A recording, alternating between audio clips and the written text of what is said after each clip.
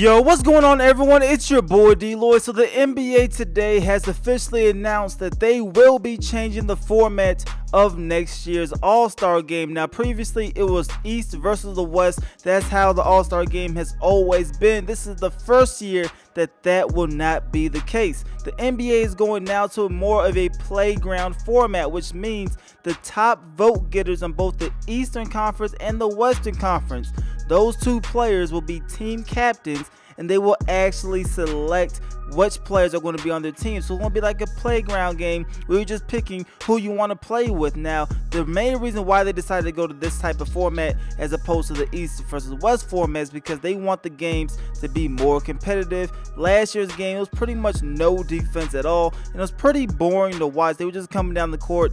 They weren't even trying to play defense, and they were just putting up shots. So they're hoping that this will make the games more competitive. But let's be real, I think a major reason why this change is also occurring is because a lot of the star players are in the Western Conference as opposed to the Eastern Conference. So having the West versus the East, the West is more than likely going to win that contest. So doing this was going to make games more competitive and teams more competitive. Now, you do have an issue of players playing a little bit of favoritism, a little bit of politics as to who they're going to pick on their team. Now, we don't know exactly how they're going to go about the process of drafting their players just yet, but it looks as if it will be done before the All-Star game begins, well in advance of the All-Star game, so you will know who's going to be on what team. But like I said, the format's pretty much going to stay the same in terms of how the players are going to be selected to the All-Star game. The fan vote is still going to happen. The fan vote is going to count for 50%. The players' vote is going to count for 25%. And then the media vote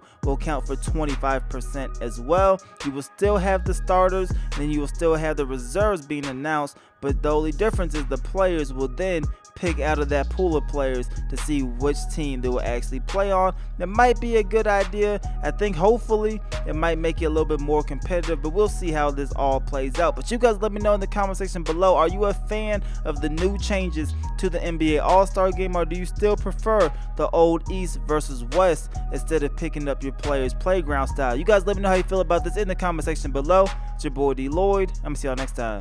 Peace.